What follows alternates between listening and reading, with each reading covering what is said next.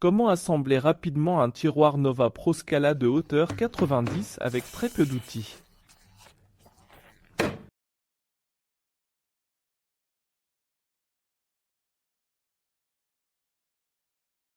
Aujourd'hui, je vais vous montrer comment assembler, facilement et rapidement, le tiroir Nova Pro Scala de hauteur 90 avec peu d'outils et ce super serre-joint pour tiroir.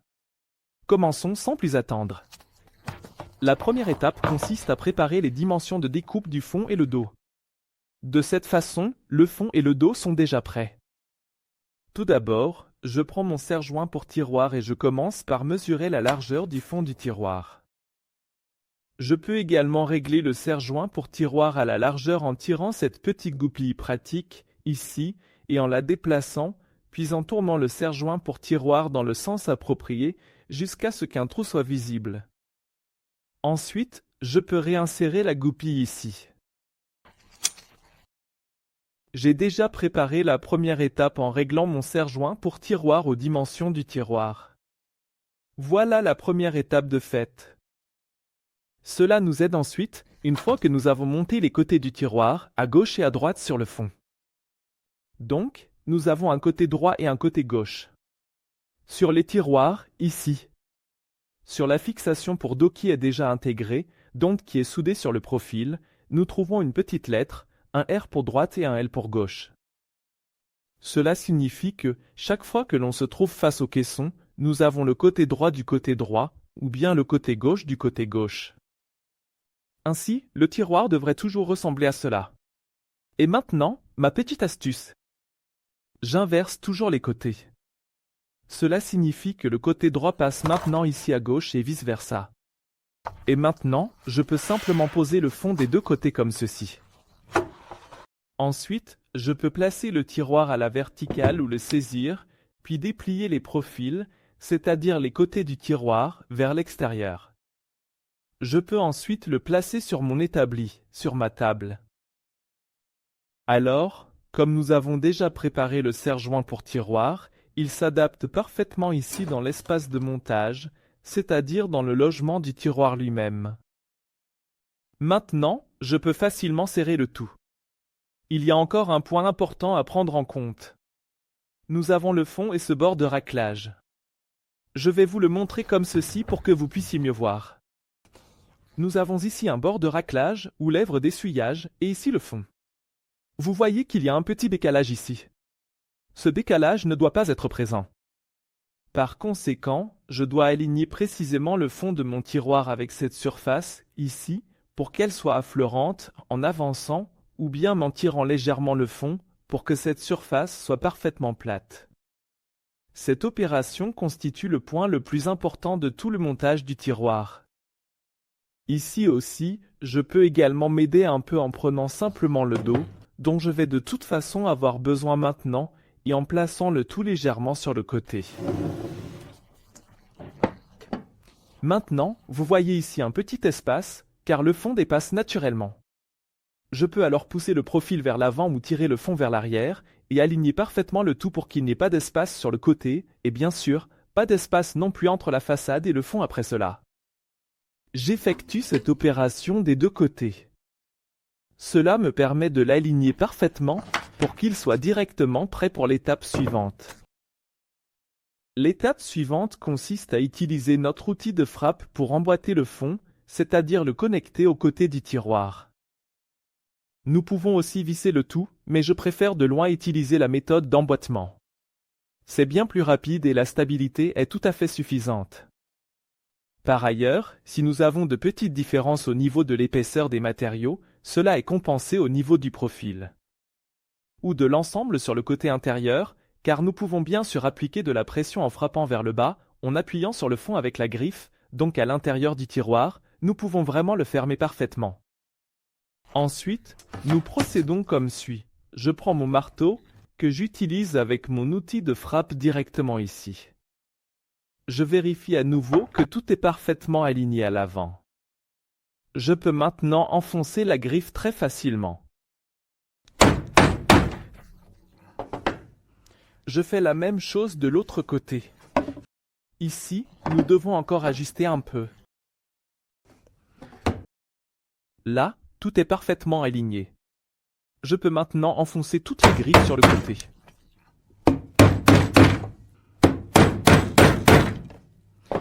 Il nous reste 2 griffes à enfoncer et le tout est déjà fixé au côté du tiroir.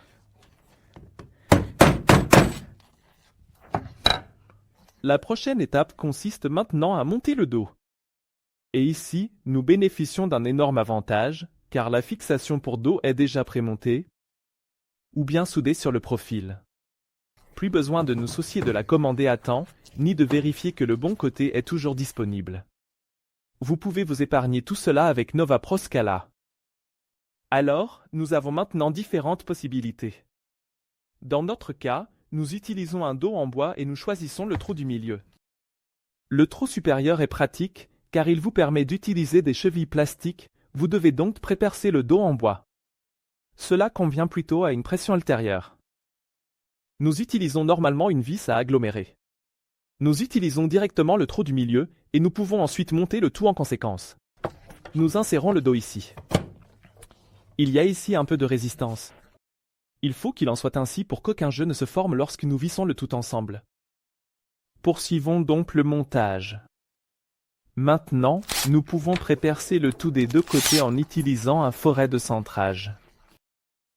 Et maintenant, voici mon prochain conseil, je procède légèrement en biais de l'extérieur vers l'intérieur. Voyez-vous l'angle ici? Je pense que oui. Je n'entre donc pas droit, mais légèrement en biais de l'extérieur vers l'intérieur. Poussez le dos vers la fixation pour dos et le profil sur le côté contre le dos. Vous pouvez maintenant prépercer en utilisant le trou du milieu. Je fais cela des 2 côtés. Je vais dans le trou du milieu. J'ai également pris en compte l'angle de l'extérieur vers l'intérieur. Maintenant, je peux monter le tout avec seulement 2 vis. Et maintenant, vous allez voir ce qui se passe. Je vais le tenir directement devant la caméra. Comme ça, vous pourrez vraiment le voir. Je vous explique. Nous avons encore un petit jeu ici, car il y a encore un peu de résistance. Et en préperçant en biais, j'ai en quelque sorte prédéfini le chemin de la vis, et je peux maintenant simplement visser cela. Vous verrez que le jeu se ferme automatiquement ici, et c'est exactement ce que nous voulons. Bien sûr, nous faisons la même chose ici, du côté gauche. Et voilà. Le tiroir est maintenant complètement monté. Nous venons d'assembler un Nova Pro Scala avec une largeur extérieure de caisson de 600 mm. Et si vous avez des tiroirs plus larges, il est conseillé d'utiliser également une vis pour le dos. Vous pouvez la visser au milieu, à gauche ou à droite. Donc, le tiroir est déjà monté et nous pouvons maintenant raccrocher le tout dans le caisson. Je fais juste un peu de place ici. Nous allons maintenant monter le tiroir. Il suffit de le poser sur la coulisse, puis de le pousser complètement vers l'arrière au centre. Vous pouvez clairement entendre le clic. Il s'ouvre et se referme. Lorsque le tiroir s'insère complètement dans le caisson comme ici, il est parfaitement monté. Nous avons à présent complètement assemblé le tiroir. La prochaine étape consiste à monter la façade et pour cela, nous avons recours à un petit outil, à savoir notre gabarit de poinçonnage. Ces gabarits de poinçonnage sont très pointus, ici et là.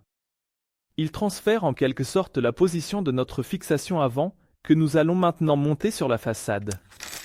Exactement là où tout s'emboîte au final. Ainsi, nous sommes véritablement sûrs d'être parfaitement alignés en haut. Bien entendu, vous trouverez toutes les dimensions, où il faut finalement percer ou visser, dans les instructions de montage. Je veux simplement vous montrer comment cela peut fonctionner de manière très rapide et simple. Pour cela, insérez ici le gabarit de poinçonnage dans le profil, dans le côté du tiroir, des 2 côtés.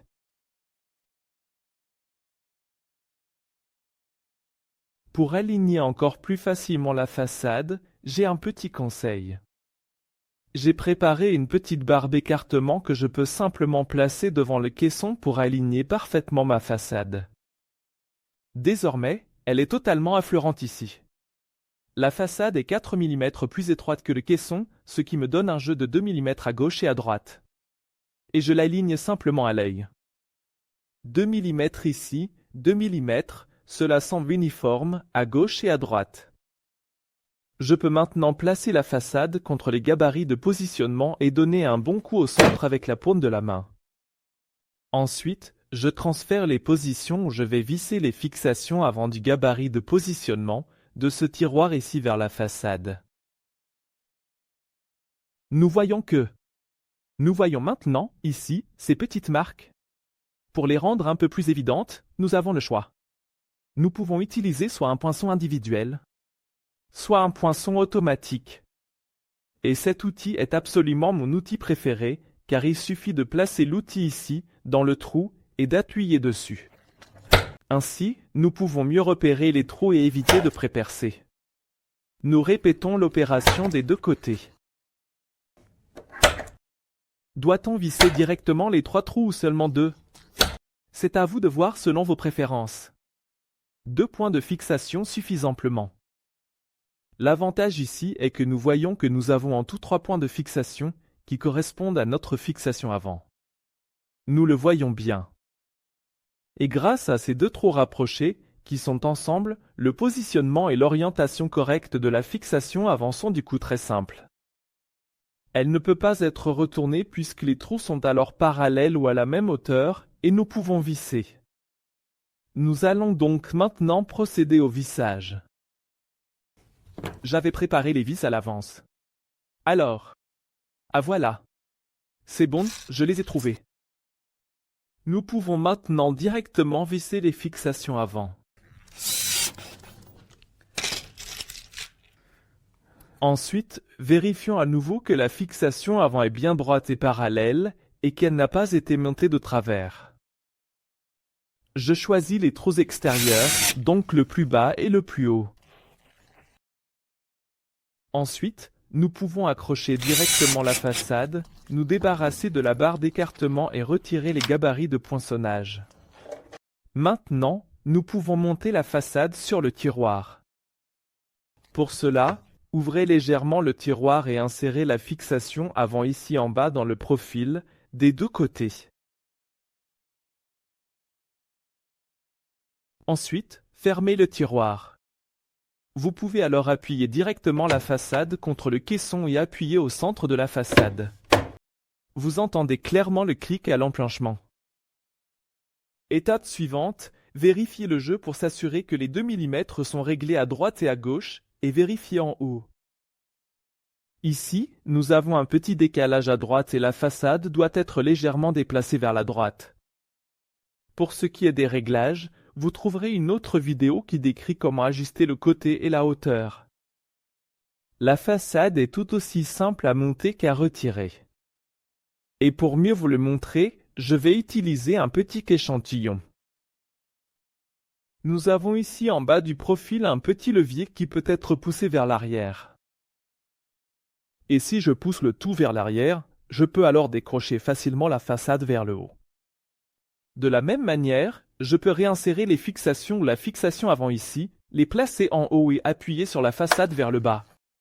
C'est aussi facile de remonter le tout. Sur le modèle original, je procède comme suit. J'ouvre complètement le tiroir jusqu'à la butée, puis je pousse les 2 fixations vers l'arrière et je décroche la façade vers le haut. Et c'est ainsi que le tiroir se monte facilement, avec la façade qui s'accroche et se décroche. Comme mentionné, j'ai ajouté des liens vers les réglages dans d'autres vidéos ci-dessous. Si vous avez encore des questions sur le produit ou sur d'autres, posez-les dans les commentaires ci-dessous. Je vous souhaite beaucoup de plaisir dans la réalisation de vos projets.